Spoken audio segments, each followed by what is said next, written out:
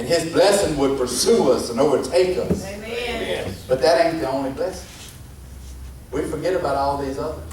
In Deuteronomy chapter 28. Amen. In Deuteronomy chapter 28, starting in verse 1.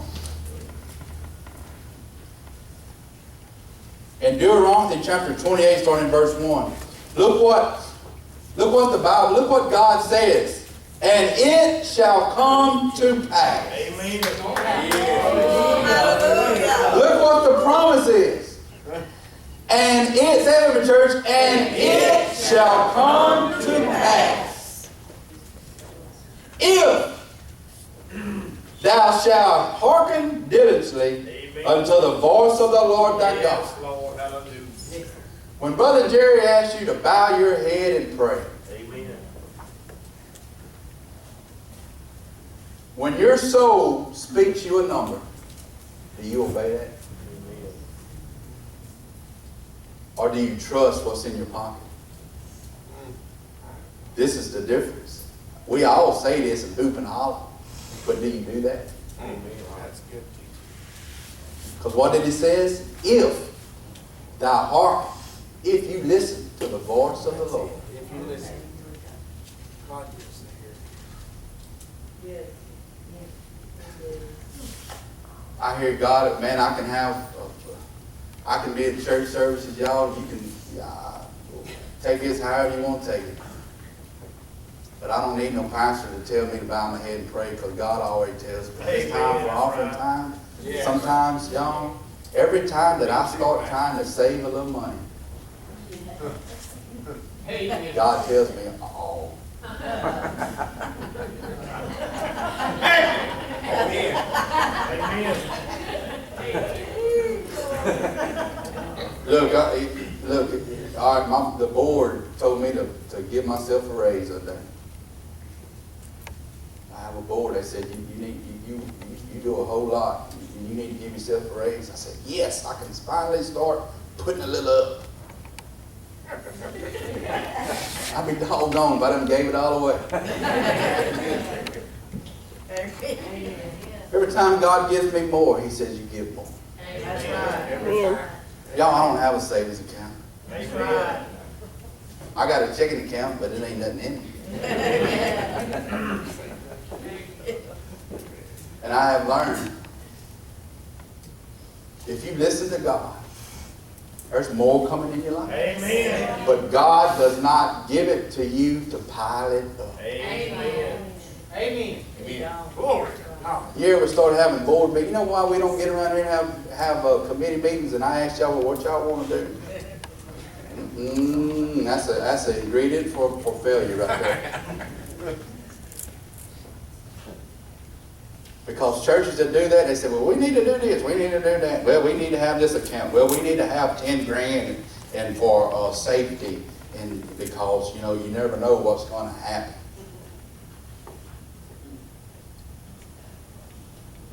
That ain't trusting.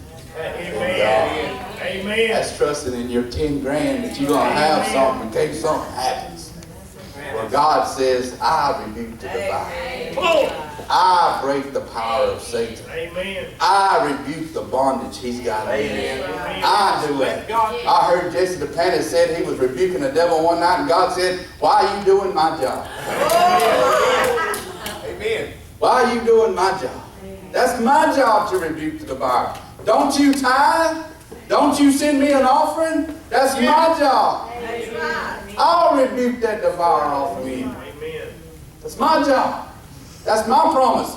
So look, he says, if thou shalt come to pass, if thou shalt hearken diligently unto the voice of the Lord thy God, to observe and to do, everybody say all His commandments, not just the ones you're okay with.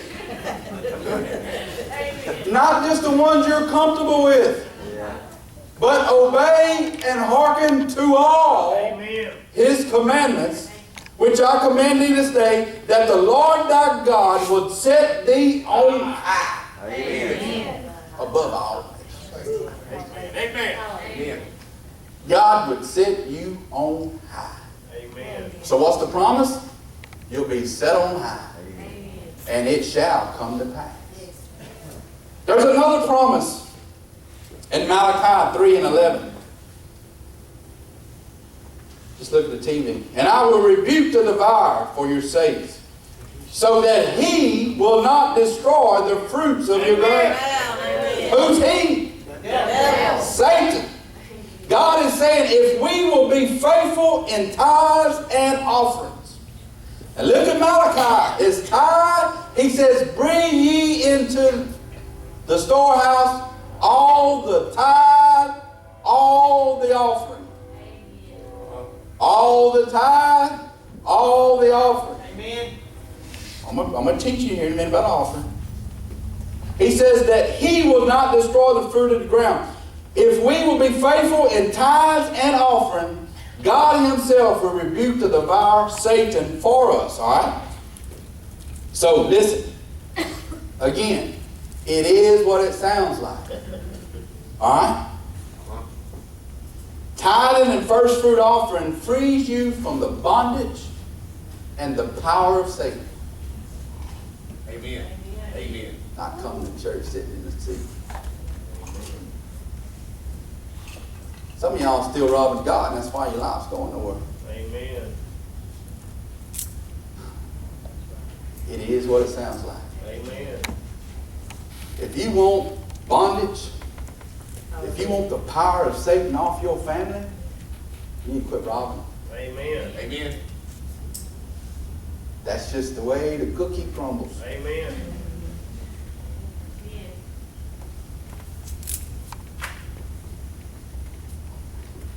How many of y'all want that? Amen. Hallelujah. How many of y'all want to be free from the grip of darkness? Amen. You want to be free from that? That's amen. God says, well, That's it. Amen. some of y'all know what I'm talking about. Amen. No matter what you do in life.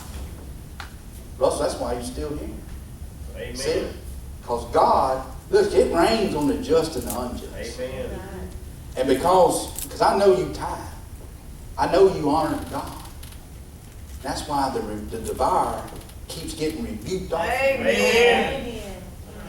Amen.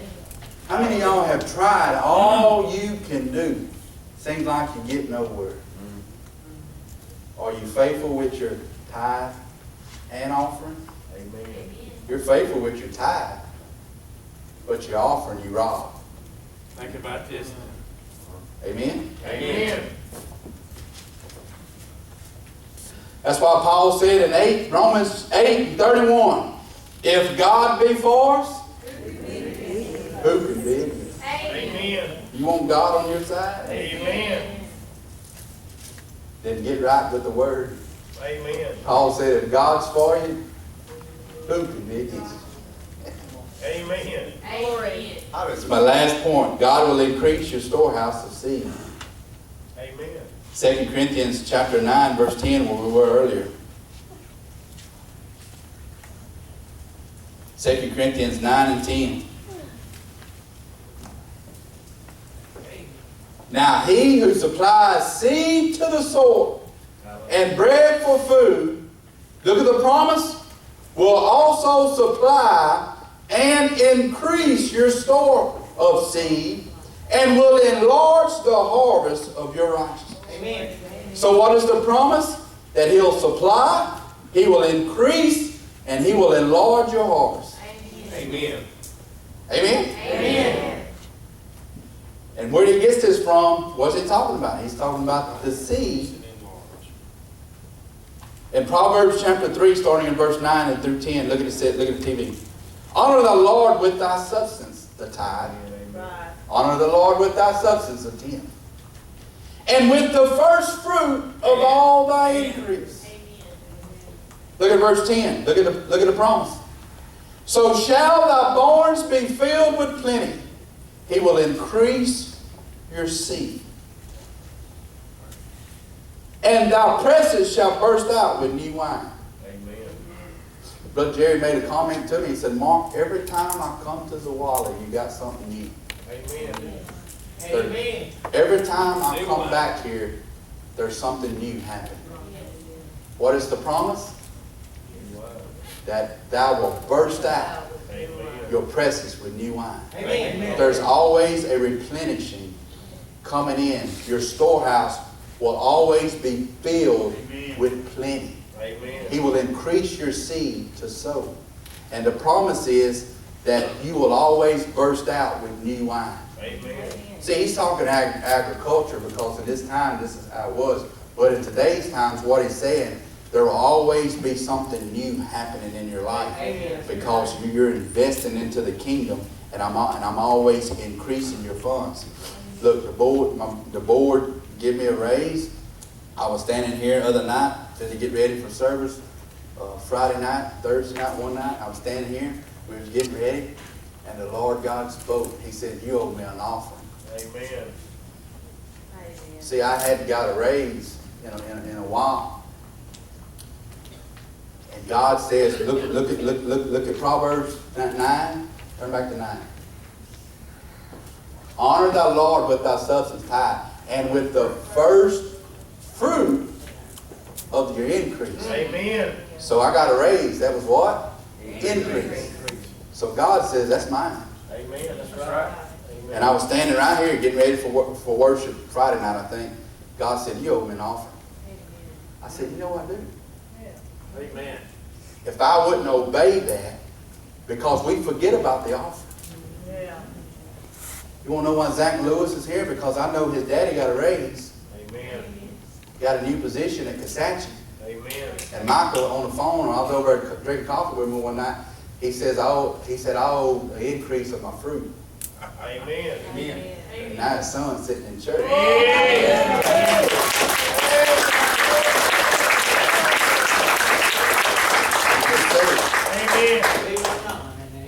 I'm just saying. Amen.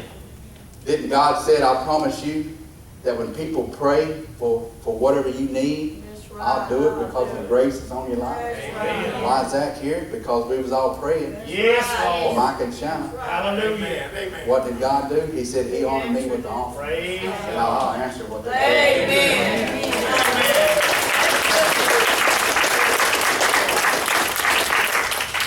Yes, it is what it sounds like. Amen. How many of y'all's born you want to be king? Yay, yay, yay.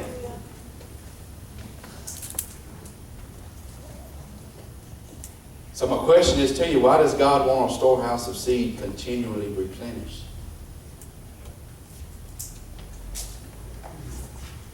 Why does God want Brandon Frost's storehouse to be continually replenished? What is the will of God since the beginning of time? Be fruitful, multiply, replenish, and subdue. Why does He want Brandon to always be replenished? Bless us. Amen. See, God wants new creation to grow to be so large. Yes, Lord. And He made me a promise. He says, if you'll hearken unto my voice Yes. and do all that I command. See, you want to grow? Well, then you do what God says to do. Amen. God don't want me just, and us as a church as a whole, just taking care of people in this parish. Yes, that's how you got to start, because you got to start somewhere. Amen. But He says, Mark, if you won't quit, Yes, Lord. He says, I'll make you a promise that I'll always replenish your storehouse. Amen. And as you giving it away, and as you're helping, I'm replenishing. Amen. You'll never run out. You'll never run out. God spoke to me last night, and I got my phone. I was writing all this. Tuesday morning, $12,500 has to go out of this place Amen. on mortgages and salaries. Amen. $12,500. We gave away $2,500 in a week. Amen. Last week. How many churches you think, knowing that they had to pay $12,500 in about 2 days, would give away $2,500? Amen.